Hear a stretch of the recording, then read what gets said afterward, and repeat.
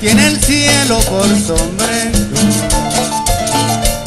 tan alta es su dignidad en la búsqueda del tiempo en que florezca la tierra por los que han ido cayendo, en que venga la alegría a lavar el sufrimiento, en que venga la alegría a lavar el sufrimiento. Dale que la marcha es lenta, pero sigue siendo marcha. Dale que empujando al sol se acerca la madrugada. Dale que la lucha tuya es dura como una muchacha. Cuando se entrega el amor con el alma liberada, dale salvadoreño, que no hay pájaro pequeño.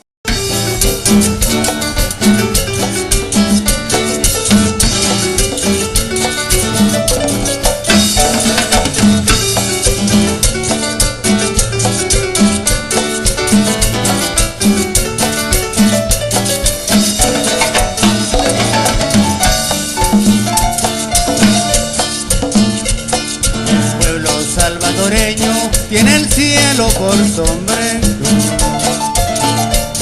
tan alta es su dignidad en la búsqueda del tiempo en que florezca la tierra por los que han ido cayendo, en que venga la alegría a lavar el sufrimiento, en que venga la alegría a lavar el sufrimiento.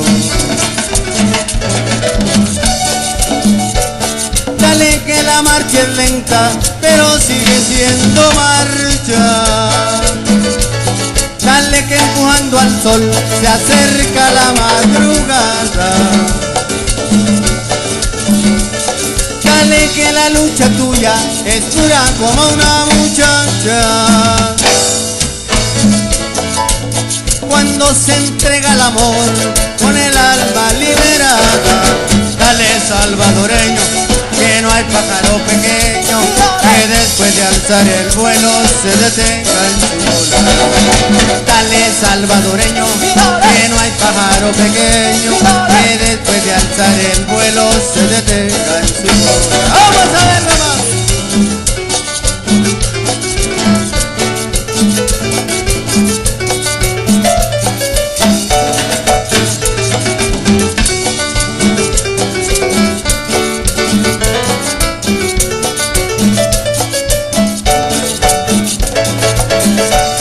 Al verde que yo le canto es al color de tus maizales, no al verde de las boinas de matanzas tropicales, las que fueron a Vietnam a quemar los arrozales. Hoy andan por nuestras tierras como andar por sus corrales. Dale salvadoreño, que no hay pájaro pequeño que después de alzar el vuelo se detenga en su volar. Dale salvadoreño, que no hay pájaro pequeño que después de alzar el vuelo se detenga en su volar. Sí, señor, vamos a ver si es cierto.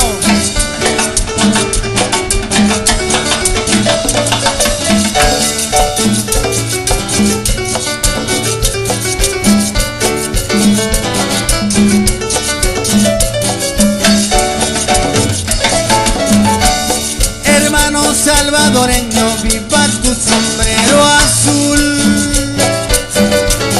Dale que tu limpia sangre germinará sobre el mar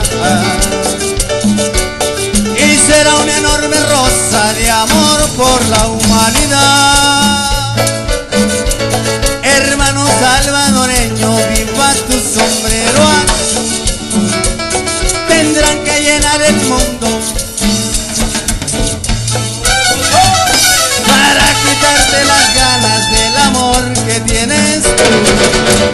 salvadoreño, que no hay pájaro pequeño que después de alzar el vuelo se detenga en su vuelo. Dale salvadoreño, que no hay pájaro pequeño que después de alzar el vuelo se detenga en su vuelo. ¿Qué pasó con esa palma? Vamos a ver si es cierto. Sí, señor. Aquí se canta en la UCA, señores. Y ese dale más fuerte. Dale salvadoreña,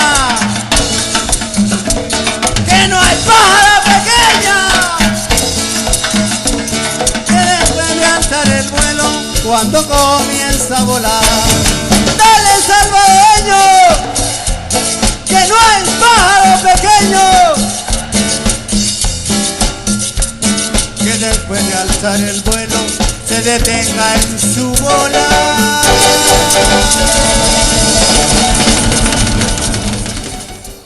Muy buenas tardes, ¿cómo están? Sean todos bienvenidos y bienvenidas al espacio de la sencilla educación popular. El espacio que surgió hace más de 7 años con un propósito fundamental: desaprender lo aprendido, instalar las memorias como instrumento de comprensión de lo que nos pasa. Inmensos desafíos del programa Educación Popular. Y digo inmensos desafíos precisamente porque desde la institucionalidad, desde las agencias de socialización, como diría Talcott Parsons, se nos agenda fundamentalmente aprender. Y dentro de los diseños de aprender está precisamente ser individualistas.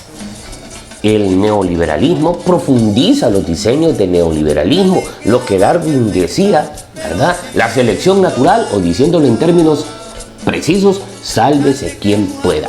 Hoy vivimos en una sociedad donde cada quien le apuesta a salvarse frente a este contexto de crisis, a salvarse él sin importarle para nada a los demás.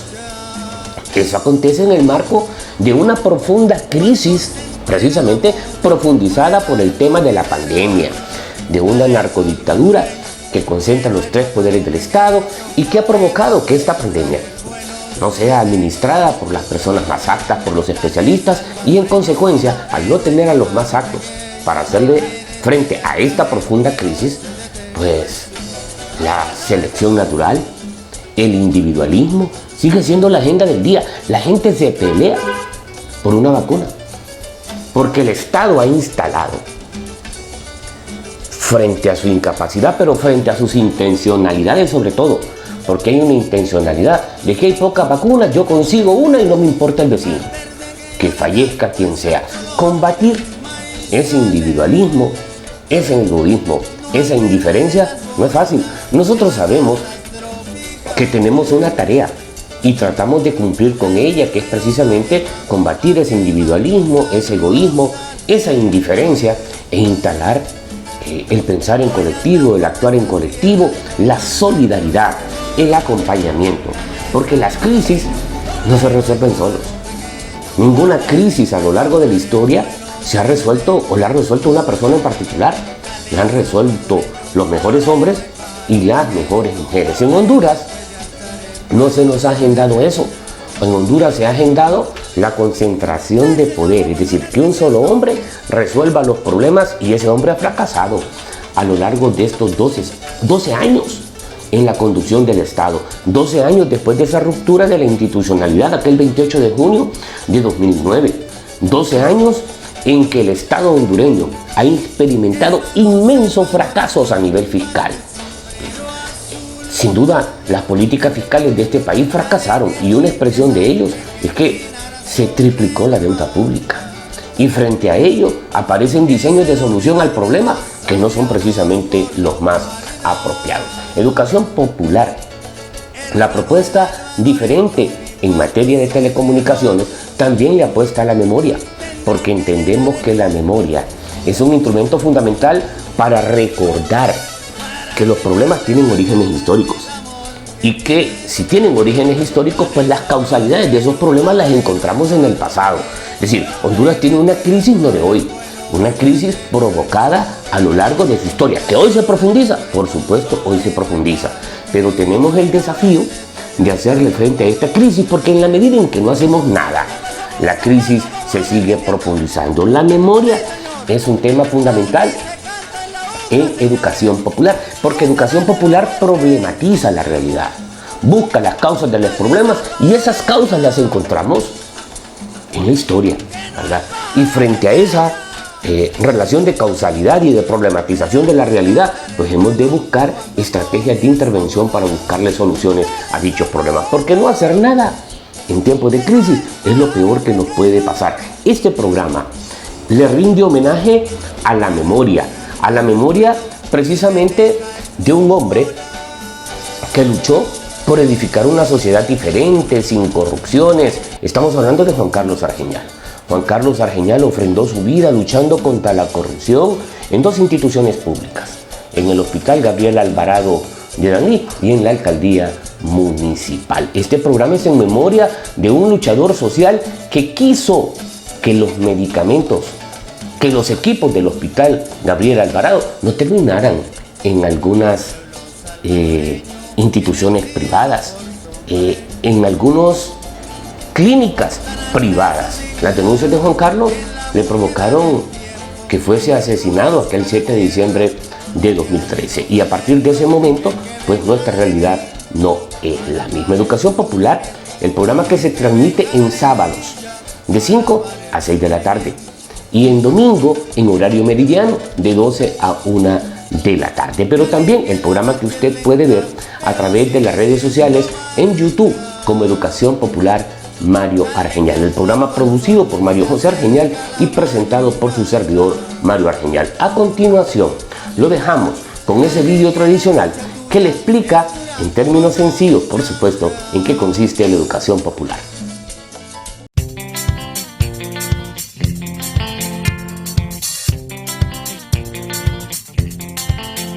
La educación popular es una concepción pedagógica y política. Es una propuesta de los países de América Latina para lograr la liberación de los pueblos oprimidos. O sea, es una propuesta muy propia de esta región del continente y del mundo, donde la opresión, la exclusión, la pobreza es muy fuerte. Y entonces la educación popular lo que propone es ser una herramienta educativa para la transformación social, cultural, política y económica de los países. Cada vez que pienso en ti, mujer, me doy cuenta del ayer. Cada vez que pienso en vos, mi amor, me doy cuenta del error.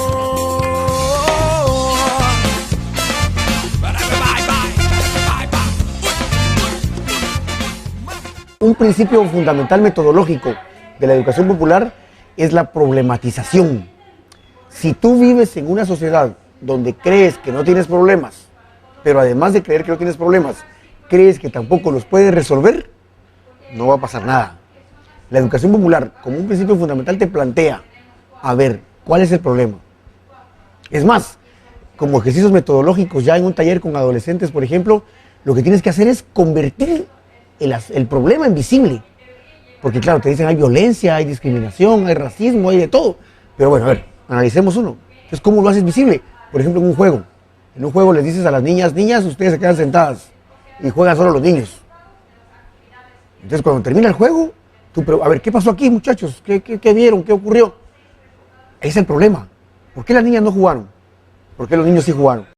Volverás, volverás, yo sé que un día tú volverás. Me buscarás y no me encontrarás jamás.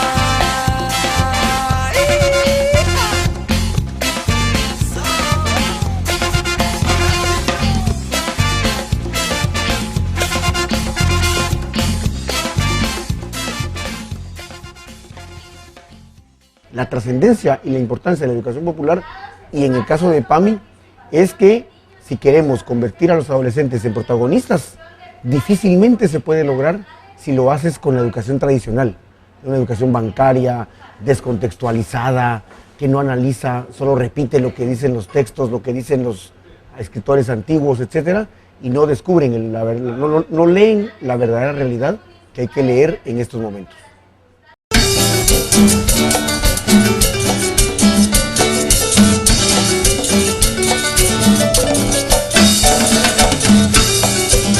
Después de haber observado el video que le explica en qué consiste la educación popular por parte de nuestro compañero Edgar Estrada, el educador popular guatemalteco, le ha quedado en claro de que vivimos en una sociedad altamente problematizada.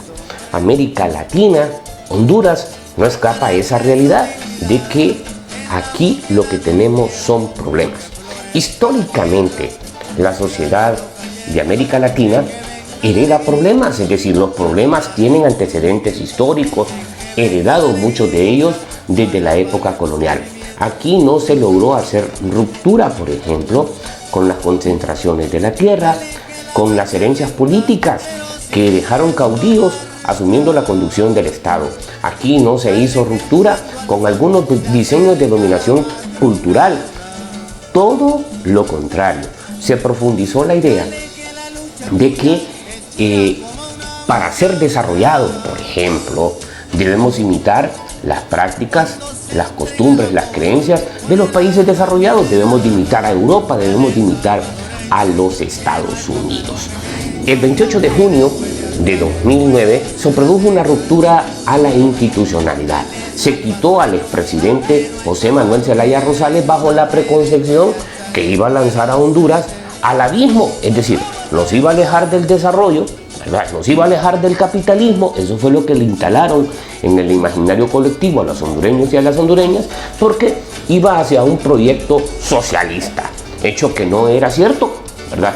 El presidente Zelaya estaba aplicando medidas de beneficio a las grandes mayorías, pero algunos sectores conservadores de la sociedad que tienen la preconcepción de evolución y de progreso bajo el esquema capitalista, pues como son estructuras de poder, lo que nosotros llamamos grupos fácticos, promovieron desde los medios de comunicación que se quitara al expresidente Zelaya, que se le diera un golpe de Estado al presidente Zelaya. Pues una vez de que se hace esa ruptura de la institucionalidad, que se quita al expresidente Zelaya, se retoma ese proyecto neoliberal entreguista, ¿verdad? Porque el desarrollo solo se puede efectuar entregando nuestros territorios.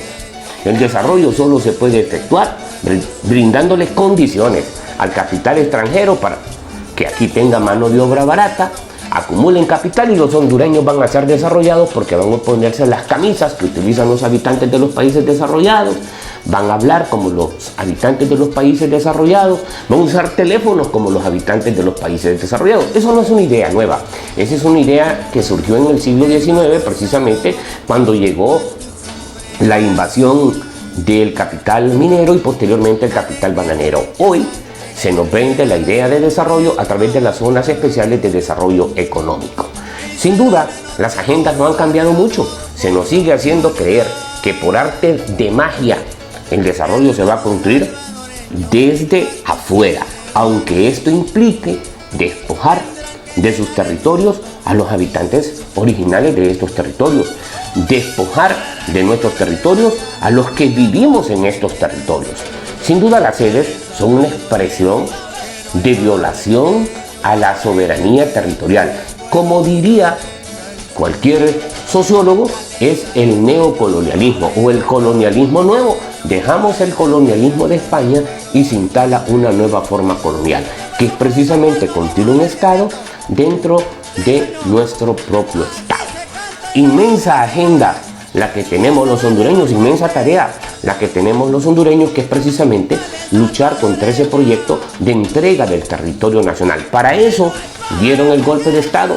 No solamente privatizaron las principales empresas públicas, ahora quieren privatizar los territorios entregándoselo al capital extranjero bajo el esquema de sede, que construye un gobierno autónomo, que construye, óigame bien, su propio ejército, su propia moneda, y que desaloja, de ser necesario, de esos territorios a los habitantes que han residido históricamente. Por eso llamamos una neocolonización. Pero, como es tradición en este programa de Educación Popular, ¿verdad? Lo vamos a dejar a continuación con el comentario editorial del Comité de Familiares de Detenidos y Desaparecidos de Honduras.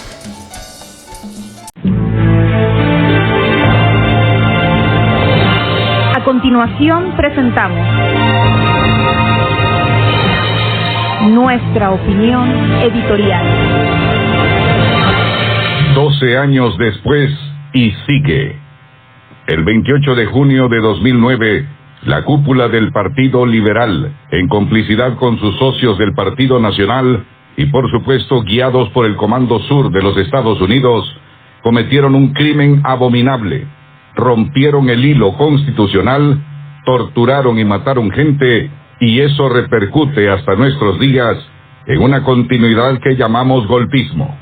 Como hemos dicho muchas veces en esta columna editorial, el entonces presidente Manuel Zelaya estaba solo desde 2006, es decir, desde que asumió el cargo de presidente del Ejecutivo. Zelaya estaba solo, es decir, sin su partido liberal que le prestó los votos para vencer estrechamente a su paisano Pepe Lobo, quien no aceptó nunca la decisión de la Embajada de Estados Unidos de dejarlo al margen en aquel momento electoral confuso.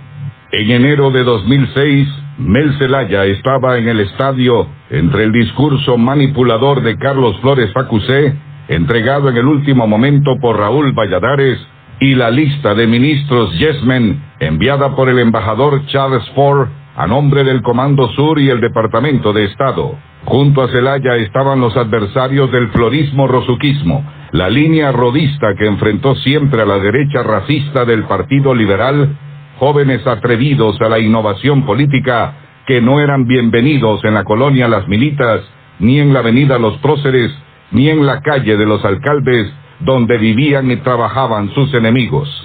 En los periódicos, en las radios y en las televisoras, controladas por Flores Facusé, se implantó una matriz general para ridiculizar a Zelaya y a su equipo de trabajo, llamándolos patricios, napoleones, congelados y ñángaras. El presidente fue mostrado siempre como un analfabeto, un falso ingeniero, un muchacho renegado y a veces tonto, que hacía ridiculeces como volar en un F-15 con las patas para arriba y con las patas para abajo, o bucear los arrecifes coralinos con pantalón y camisa. Frente a esta caricatura malévola, el grupo que no sabía gobernar por la clásica forma de negociación con bandas mafiosas que operan los partidos y el Estado, decidió una respuesta que tensó la cuerda, que condujo inevitablemente a la ruptura política que empujó premeditadamente hacia el golpe. El gabinete ciudadano fue integrado con varias de las personas no gratas para la embajada gringa, quienes iniciaron los contactos con la empresa petrolera de Brasil para exploración en el Caribe y aproximaron a Venezuela por varios costados por la vía del programa de intercambio de petróleo barato, de misiones médicas, insumos agrícolas, y a nivel político se movieron hacia el ALBA contra el ALCA que promovía Washington y se adhirieron al planteamiento de la CELAC, la Comunidad de Estados Latinoamericanos y del Caribe.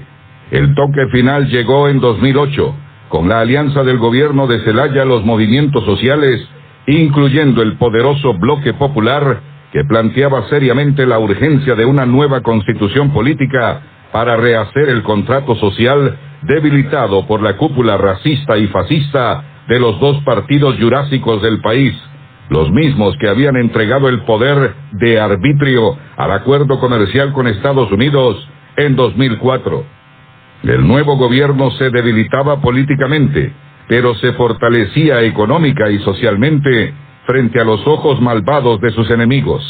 Aquello era una especie de venganza peligrosa de unos hacia los liberales y cachurecos fascistas que odiaban a los patricios, y era al mismo tiempo una oportunidad de otros para construir poder popular alternativo.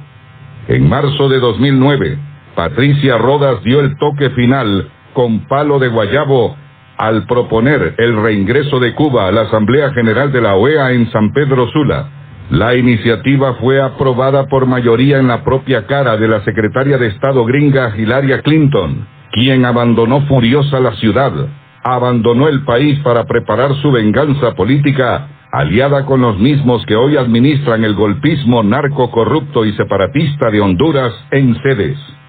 Cuba aclaró que nunca solicitó a Honduras la propuesta de regresar a la OEA, de donde fue expulsada en 1963, y que tampoco era un tema que le importara. El bloqueo desde entonces ha sido salvaje contra la isla, pero ha resistido fuera de ese Consejo de Colonias. Desde luego, el golpe político de Washington había sido dado, y la venganza sería otro golpe, con golpismo.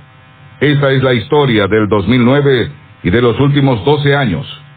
En términos de somero balance, deberíamos decir entonces que este torbellino de los últimos 12 años ha hecho perder a Honduras por la vía de la muerte física o moral de excelentes seres humanos, por la emigración forzada y el exilio masivo de cerebros valiosos, por el envilecimiento de la gente débil y por la imagen pública de nuestro gentilicio. Hondureño es sinónimo de corrupción, miseria y narcotráfico en el mundo entero. Pero sabemos desde luego que esos calificativos no aplican a las mujeres y hombres valientes de este pueblo que han resistido limpios hasta nuestros días, que han mantenido en alto el nombre de la tierra de sus padres y de sus madres, que no permitirán en silencio que la patria sea despedazada por un grupo reducido de sabandijas que entregan nuestros patrimonios a piratas de mierda que hablan el idioma de la codicia y de la muerte. Entonces, a 12 años de aquel evento que partió a Honduras en dos, en la Honduras de los narcos, fraudulentos y corruptos fascistas, y la Honduras de los hombres y mujeres valientes que aman su patria, nosotros decimos ni olvido ni perdón. La lucha sigue. Buenas noches.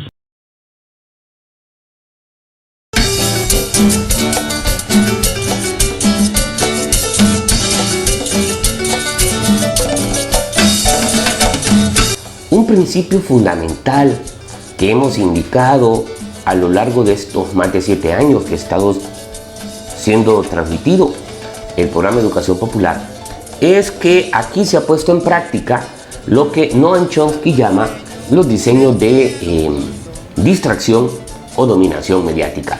Históricamente, desde que aparecen los medios de comunicación masiva en Honduras, estos juegan un papel fundamental. Y desde allí se agenda dominación, es decir, la dominación no solo se agenda desde la escuela, desde la iglesia, desde la misma familia, porque a la familia se le inculca de que debe de construir sujetos subordinados, que no sean críticos, que no representen un problema para esta sociedad. La familia desempeña un papel fundamental, pero el papel de la familia es acuerpado por el papel de la escuela, por el papel de la iglesia, pero con el aparecimiento de los medios de comunicación, la radio, la prensa escrita, el cine, la televisión, estas estrategias de dominación tienen un giro y pareciese que no es dominación, es decir, se induce a los pueblos a pensar de una manera y a actuar de una manera. En Honduras enfrentamos muchos problemas y muchos de esos problemas precisamente son agendados y en ocasiones se aparenta dar soluciones a los mismos. Noam Chomsky, el filósofo norteamericano contemporáneo, nos precisa en qué consisten esas estrategias de dominación mediática y cómo en países de América Latina y particularmente en Honduras son parte de las agendas de los gobiernos. Usted sabe, por ejemplo, que aquí tenemos problemas de manera constante, pero una manera de hacernos olvidar de un problema de inmensa proporción es instalándonos otro problema, es decir, una lluvia de problemas. Lo que nosotros manejamos en materia educativa como lluvia de ideas, pues aquí nos cargan, nos ponen tantas cargas que impiden cualquier proceso de pensar. A continuación los dejamos con Noam Chomsky. 10 estrategias de manipulación mediática. Lo escribió el lingüista Noam Chomsky, como para empezar a ver el año que viene si siempre va a ser igual. 1. La estrategia de la distracción. El elemento primordial del control social es la estrategia de la distracción, que consiste en desviar la atención del público de los problemas importantes y de los cambios decididos por las élites políticas y económicas mediante la técnica del diluvio o inundación de continuas distracciones y de informaciones insignificantes. La estrategia de la distracción es igualmente indispensable para impedir al público interesarse por los conocimientos esenciales en el área de la ciencia, la economía, la psicología, la neurobiología y la cibernética. Mantener la atención del público distraída, lejos de los verdaderos problemas sociales, cautivada por temas sin importancia real, mantener al público ocupado, sin ningún tiempo para pensar, de vuelta a la granja como los otros animales.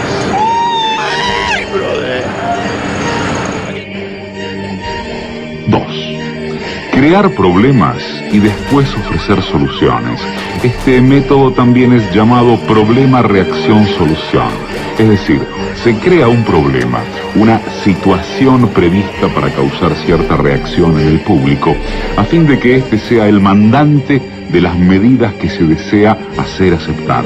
Por ejemplo, dejar que se desenvuelva o se intensifique la violencia urbana, u organizar atentados sangrientos a fin de que el público sea el demandante de leyes de seguridad y políticas en perjuicio de la libertad. O también crear una crisis económica para hacer aceptar como un mal necesario el retroceso de los derechos sociales y el desmantelamiento de los servicios públicos. ¿Qué problema puede haber? Si no tengo nada y puede ser un espacio donde me van a construir edificios, fábricas y todo, y que las van a hacer aquí en nuestro territorio, y donde nadie se va a poder echar una fábrica al lomo, quedan allí. Lo que hagan en ese territorio, que es hondureño, nadie se lo va a llevar. ¿Cuál es mi problema? ¿Y qué riesgo voy a tener yo de que vengan y me hagan aquí fábricas, escuelas, universidades, hospitales? 3. La estrategia de la gradualidad. Para hacer que se acepte una medida inaceptable, basta aplicarla gradualmente, a cuentagotas, por años consecutivos. Es de esa manera que condiciones socioeconómicas radicalmente nuevas, el neoliberalismo, fueron impuestas durante las décadas de 1980 y 1990. Estado mínimo, privatizaciones, precariedad, flexibilidad, desempleo en masa, salarios que ya no aseguran ingresos decentes, tantos cambios que hubieran provocado una revolución si hubiesen sido aplicados de una sola vez. Embajadores, amigos de los organismos internacionales, por favor, mándense ese mensaje al mundo. Honduras está listo y preparado para recibir a los inversionistas. 4. La estrategia de diferir. Otra manera de hacer aceptar una decisión impopular es la de presentarla como dolorosa y necesaria, obteniendo la aceptación pública en el momento para una aplicación futura. Es más fácil aceptar un sacrificio futuro que un sacrificio inmediato. Primero, porque el esfuerzo no es empleado inmediatamente. Luego, porque el público, la masa, tiene siempre la tendencia a esperar ingenuamente que todo irá a mejorar mañana y que el sacrificio exigido podrá ser evitado. Esto da más tiempo al público para acostumbrarse a la idea del cambio y de aceptarla con resignación cuando llegue el momento.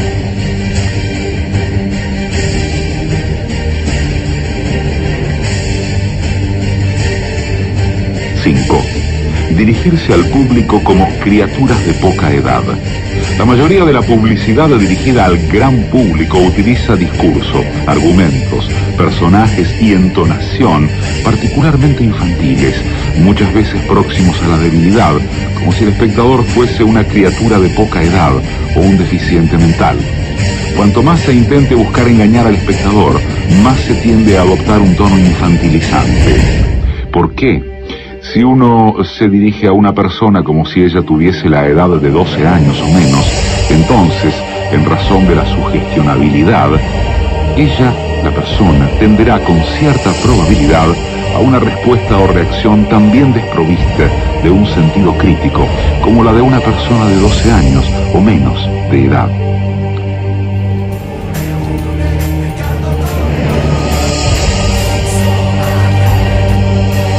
6. Utilizar el aspecto emocional mucho más que la reflexión. Hacer uso del aspecto emocional es una técnica clásica para causar un cortocircuito en el análisis racional y finalmente al sentido crítico de los individuos. Por otra parte, la utilización del registro emocional permite abrir la puerta de acceso al inconsciente para implantar o injertar ideas, deseos, miedos y temores, compulsiones o inducir comportamientos. Dios santo, Dios los perdone a todos. 7. Mantener al público en la ignorancia y la mediocridad. Hacer que el público sea incapaz de comprender las tecnologías y los métodos utilizados para su control y su esclavitud.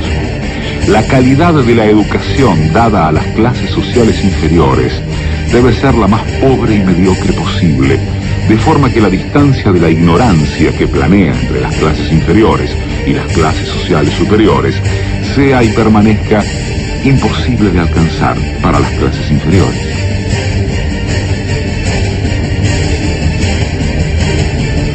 8. Estimular al público a ser complaciente con la mediocridad. Promover al público a creer que es moda el hecho de ser estúpido, vulgar e inculto.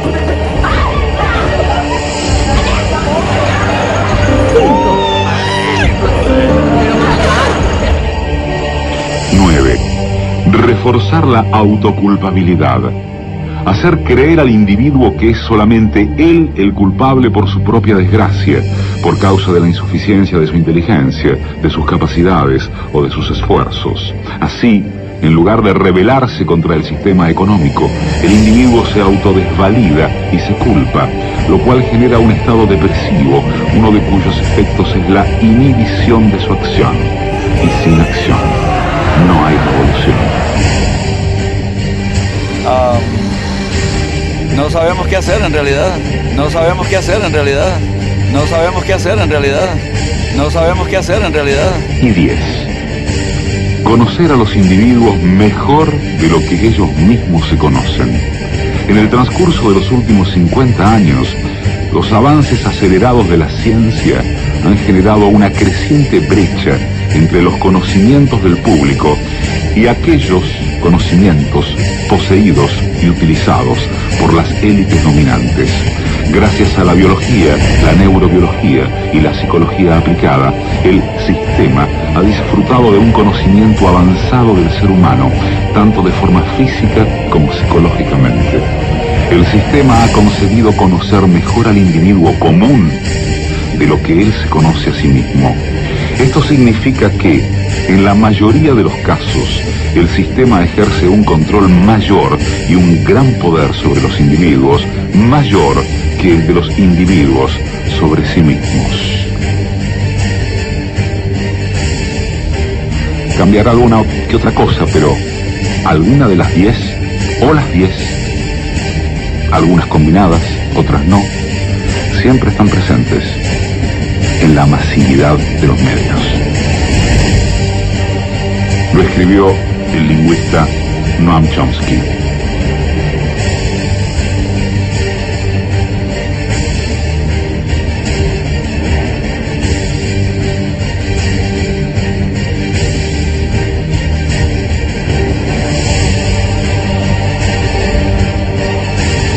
Como para empezar a ver el año que viene si siempre va a ser igual.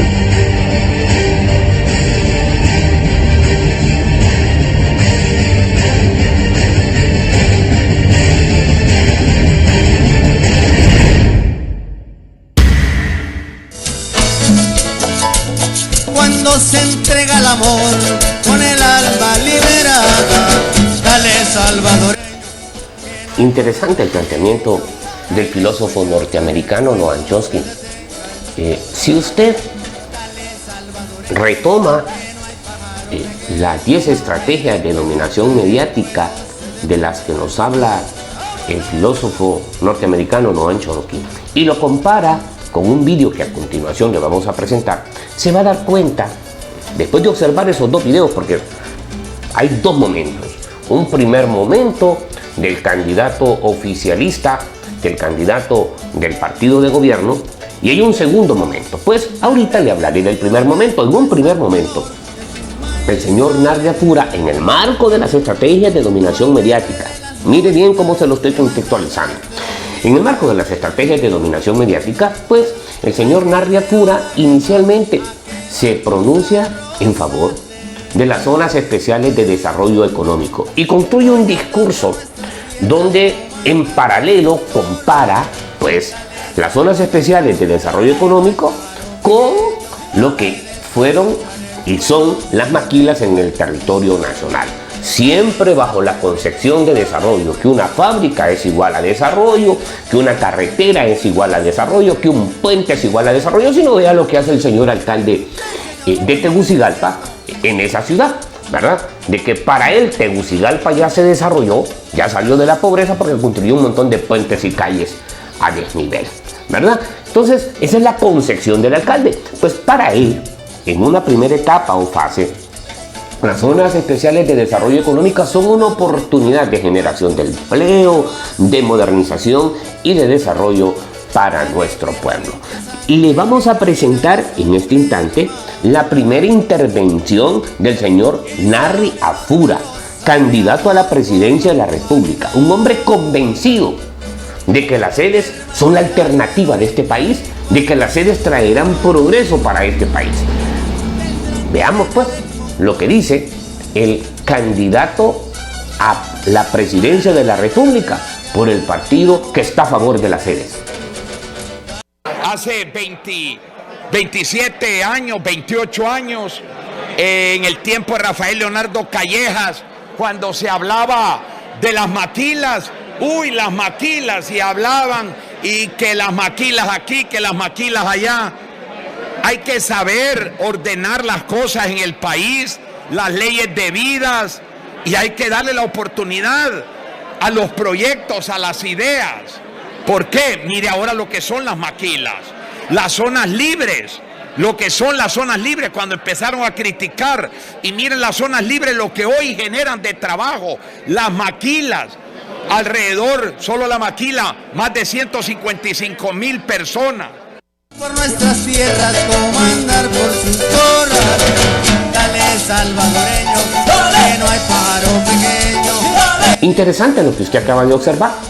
Un hombre convencido de que las zonas especiales de desarrollo económico son la forma mágica para sacar a Honduras de las pobrezas, de las miserias, de los rezagos sociales, de esa desigualdad histórica.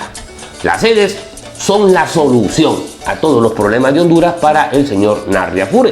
Pero cuando el señor Afura observa los descontentos populares, ¿verdad? Porque ellos trabajan mucho con lo mediático. Cuando observan la reacción popular desde donde las iglesias se pronuncian en contra de las sedes, donde grupos empresariales se pronuncian en contra de las sedes, pues construye un discurso diferente alrededor de las mismas. Estamos ante la presencia de una clase política calculadora, pero sobre todo, como diría cualquiera, que no tiene vergüenza, ¿verdad? Es decir, ahorita dicen una cosa y más tarde dicen otro. A eso solo me recuerda un programa cuando usted y yo éramos niños, ¿verdad? Un programa televisivo que servía para entretenernos y distraernos de las problemáticas fundamentales que vivimos como sociedad. Yo recuerdo El Chavo del Ocho, ¿verdad? Pues precisamente el Narria Fura hace ese papel como parte de los diseños de distracción o dominación mediática. En una primera etapa nos habla estar a favor de las sedes, pero en un segundo momento dice pronunciarse en contra de las mismas. Es decir, nos crearon un problema, ¿verdad? Que son las zonas especiales de desarrollo económico, pero viene el mismo Narria Fura, dice, no, yo ya tengo la solución. Si estas atentan contra la soberanía territorial, yo, señores, estoy en contra de las sedes. Veamos lo que dice Narria.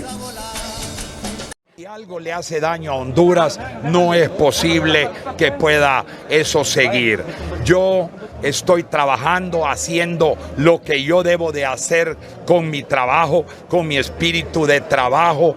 Yo estoy claro hay que hacer alianzas fuertes, hay que hacer más grande la maquila, las zonas libres para trabajar y hacer crecer la oportunidad. ¿Las sedes le hacen daño al pueblo hondureño entonces? Papi, yo creo que si algo viola la Constitución o hay algún daño en eso, no es bueno para el país. Hágale el llamado al Congreso Nacional entonces, papi, que mediten. Yo no soy diputado, ellos sabrán tomar sus decisiones. Yo no soy la persona que gobierno, tampoco. Yo simplemente soy un alcalde, nada más. En conclusión, en 2 palabras, en contra de las sedes, Tito Apura. Si hacen daño a Honduras, claro que sí, estoy en contra. Con los burros puestos va a agarrar la retro para enterrar a los corruptos en su gobierno. Papi, cuando estoy acá arriba y tengo yo la gerencia de algo y algo no me gusta y no anda bien, inmediatamente corrijo, quito y pongo orden en las cosas. Y vos hablaste de manejar la retro. Papi, he aprendido en mi vida, manejo las retros de llanta, las retros de oruga, los tractores, los patroles. El espíritu de la pregunta de la retro es el combate a la corrupción. Sí, señor, claro que sí, definitivamente. ¿Se compromete con el pueblo? Claro, 1000 por 1000, desde que entré en la alcaldía, he demostrado desde el 25 de enero del 2014 el buen manejo de los fondos. ¿No le teme a ese requerimiento fiscal del Ministerio Público? No, porque no la debo, no la temo.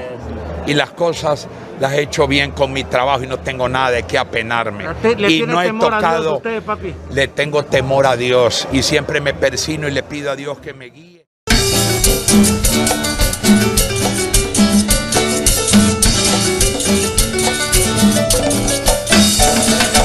Desde hace algún tiempo, desde el programa Educación Popular, le hemos venido indicando que esto es una dictadura.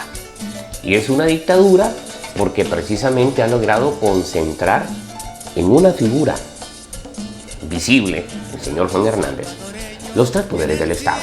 Todos y todas sabemos que detrás de Juan Hernández hay una estructura de poder, lo que nosotros llamamos grupos fácticos.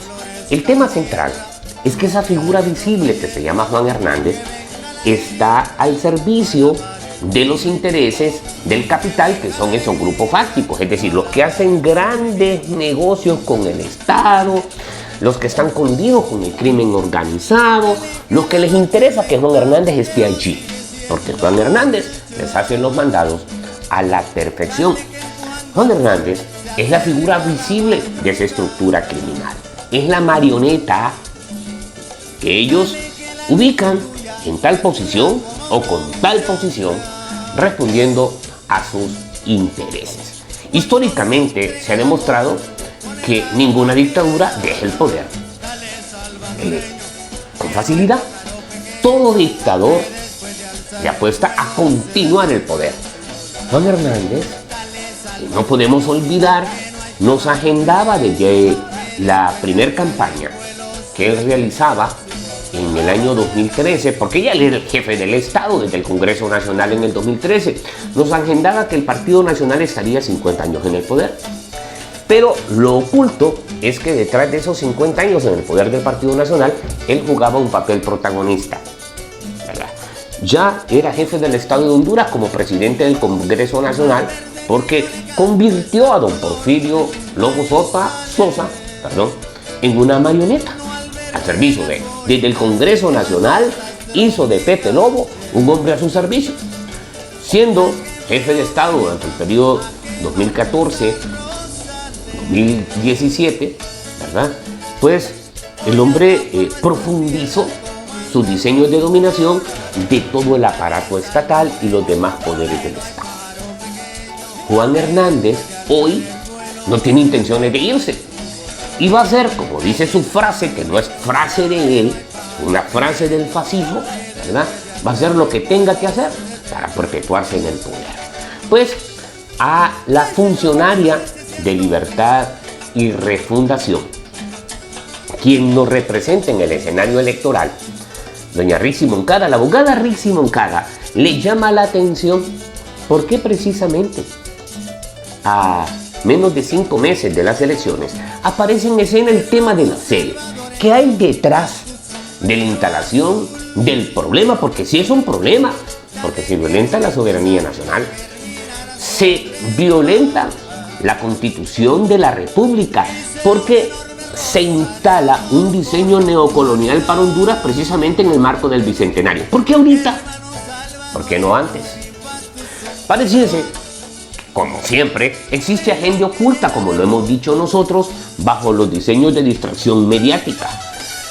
Aquí, ¿verdad?, aparecen las imaginaciones y las creatividades en un contexto donde este señor que hoy preside el Estado nos obliga a ser creativos y no podemos pensar en bien de alguien que tiene intenciones hacia el mal, es decir, intenciones de perpetuarse en el poder. Dejémonos, ¿verdad?, con esa breve presentación que nos efectúa la abogada Rixi Moncada y que nos invita a reflexionar, precisamente porque ahorita el tema de las sedes. ¿Qué hay detrás de este tema de las sedes? ¿Qué pretende Juan Orlando Hernández con la profundización de los problemas en la sociedad hondureña? Nosotros nos hemos preguntado ahora por qué, por ejemplo, el tema sedes a 4 meses de las elecciones.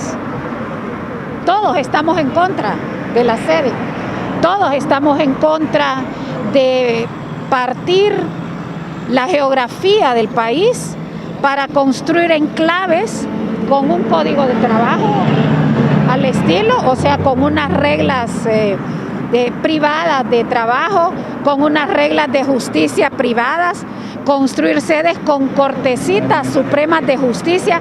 Todos estamos en contra de eso, por integridad territorial, por soberanía patria. Entonces, al día de hoy nos preguntamos, ¿y cuál es el objetivo de lanzar el tema sede a 4 meses de las elecciones? Y esa evaluación tenemos que hacerla diaria. Toca garantizar que hayan elecciones, como tocó garantizar que hubiera elecciones primarias.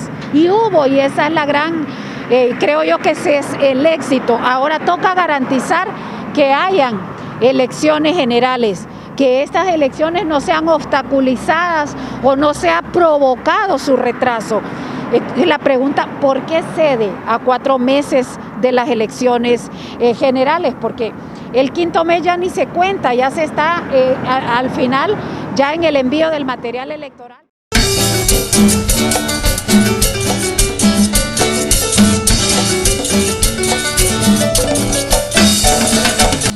Sin duda, lo que acabamos de observar por parte de la abogada Rixi Moncada nos invita a hacer reflexiones, pero también nos invita a hacer reflexiones lo que hemos estado indicando a lo largo del programa del día de hoy. Siguen siendo tema del momento lo que corresponde a las zonas especiales de desarrollo económico. Y por eso quisimos cerrar con la abogada Rixi Moncada, quien nos desafía precisamente a realizar procesos de pensar en una sociedad donde se criminalizan los procesos de pensar. Porque en tiempos electorales se instala el tema de las sedes. Porque cuando estamos al borde de ser convocados ya oficialmente a las elecciones generales, ¿verdad?, aparece el tema de las sedes. ¿Por qué cuando se hace crecer en la sociedad hondureña la esperanza de poder derrotar en el escenario electoral a la dictadura, aparece el tema de las zonas especiales de desarrollo económico que sabemos y tenemos claro, violenta nuestra soberanía territorial? Es una invitación para que los buenos compatriotas salgamos a las calles a protestar contra ellos, ¿verdad?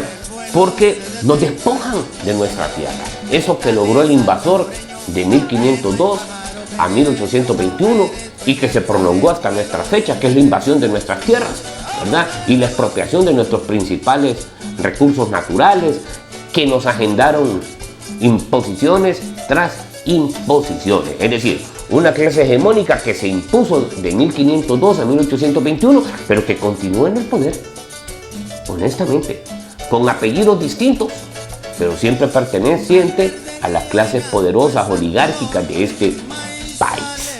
Sin duda, tenemos muchas tareas como nos invita a pensar la abogada Rixi Moncada. Los hondureños y las hondureñas, desde la proclama independentista, cuando han habido procesos electorales, se nos ha agendado votar por esas clases hegemónicas, es decir, votar por los poderosos y no marcar por los de nuestra misma clase. Es decir, un campesino no vota por un campesino, un obrero no marca por un obrero, un profesor usualmente no marca por el profesor, salvo excepciones como la inmensa elección que nos da el pueblo peruano, marcando por el maestro Pedro Castillo. En Honduras tenemos grandes tareas, grandes desafíos, ¿verdad? Es decir, que los de abajo, votemos por los de abajo. Hay un video que nosotros utilizamos cuando se aproximan procesos electorales, y es el video de Mausland, es decir, de esos ratoncitos que históricamente votaron siempre por gatos. Pues en Honduras, históricamente hemos votado por gatos. Pues ¿quiénes son esos gatos? Pues los gatos, ¿verdad?, son nuestros enemigos, los que han emitido leyes, normas, acciones jurídicas en perjuicio nuestro. Ese video nos sintetiza prácticamente la historia de América Latina, donde votamos de manera equivocada. Nos hemos equivocado. En el marco de este bicentenario tenemos que reconocer que nos hemos equivocado.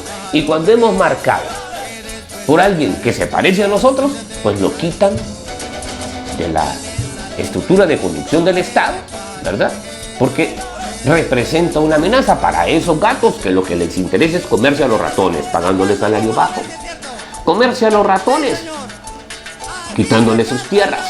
Hoy con las sedes, quitándole el espacio donde han vivido históricamente, imponiéndole nuevas leyes fuera de lo que establece la Constitución de la República, instalándoles un nuevo ejército, una nueva escuela, instalándoles una nueva realidad, la realidad de que es expropiado. Para su servidor, Mario Argenial, ha sido un gusto, un honor volvernos a encontrar a través de estos espacios de televisión en el canal Vida TV, el canal que se transmite a través de la empresa de cable Onduvisión, pero también encontrarnos a través de las redes sociales en YouTube, en Educación Popular Mario Argenial. Los dejamos con ese video que nos explica que tenemos una gran tarea histórica, y es no seguir votando por gatos, que representa no votar por payasos y por payasas, pero también que representa no votar por pendejos, como dice Pepe Mujica. Si hay una tarea fundamental que tienen los pueblos, es educación, educación y más educación, para no votar ni por payasos ni por corruptos. Nos encontramos en próximas ediciones del programa Educación Popular, si Dios así nos lo permite, pero también si los enemigos de este pueblo nos lo permiten, porque no crean que les agrada lo que nosotros decimos. Hasta la próxima.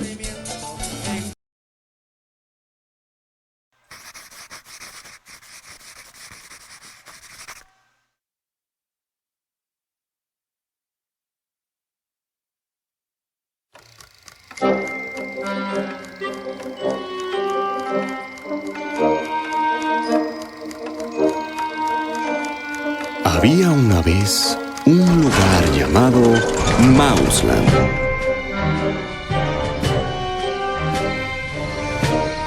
Donde todos los pequeños ratoncitos nacían, vivían, jugaban y morían. La verdad es que ellos no tenían una vida muy diferente a la nuestra. Incluso contaban con un congreso. Y cada 6 años solían caminar a las casillas y arrojar sus papelitos. Y cada que los ratoncitos iban a las casillas electorales, votaban para escoger su nuevo gobierno.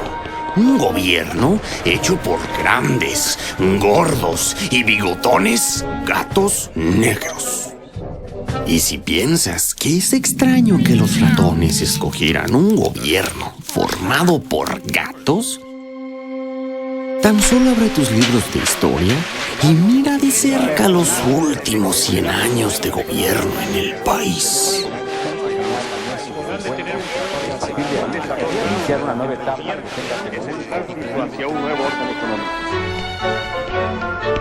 Ahora, no es que yo tenga nada en contra de los gatos. Ellos eran muy buenos tipos. Incluso conducían un gobierno con dignidad. Siempre aprobaban buenas leyes, leyes que beneficiaban a los gatos. Imagínense. Una de las leyes decía que los huecos de las entradas a sus casitas tenían que ser lo suficientemente grandes para que los gatos pudieran meter su garra sin esfuerzo. Otra ley les prohibía correr a cierta velocidad, por motivos de seguridad, claro está. Así los gatos no tendrían problema en conseguir un bocadillo fresco y a la orden. Todas las leyes eran buenas. Buenas para los gatos. Pero ¿y los ratones? La vida en Mausland era cada vez más difícil. Y cuando los ratones no pudieron más, decidieron hacer algo al respecto. Así que en las siguientes elecciones se reunieron y sacaron a los gatos negros y le dieron el poder a los blancos.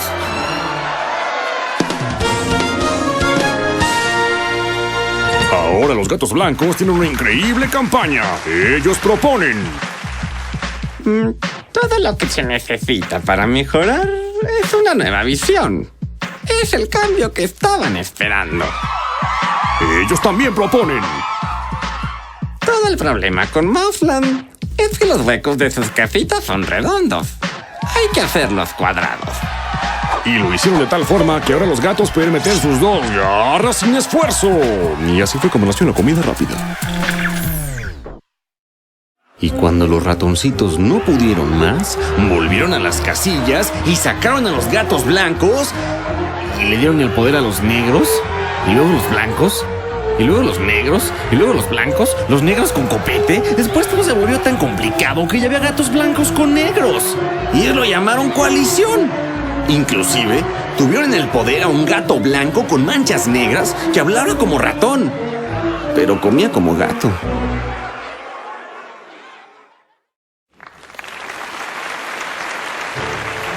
Y el tiempo pasó, hasta que un pequeño ratón tuvo una gran idea.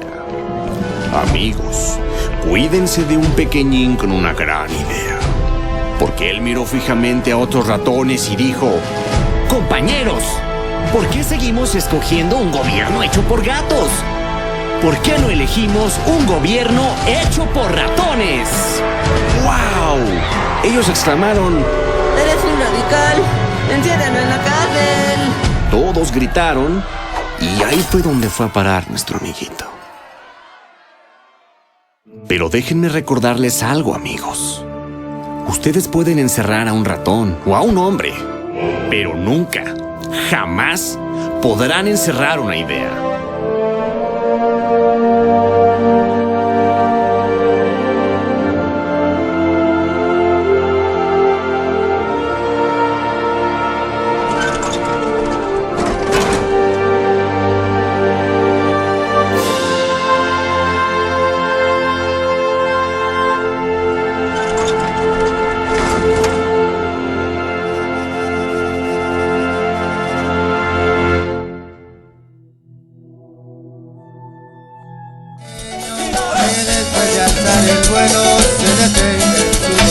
¿Qué pasó con esa palma? Vamos a ver si es cierto.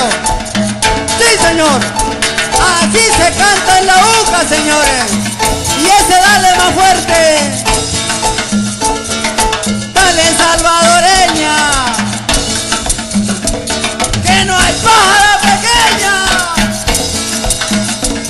que después de alzar el vuelo cuando comienza a volar. Dale, salvadoreño, que no hay pájaro pequeño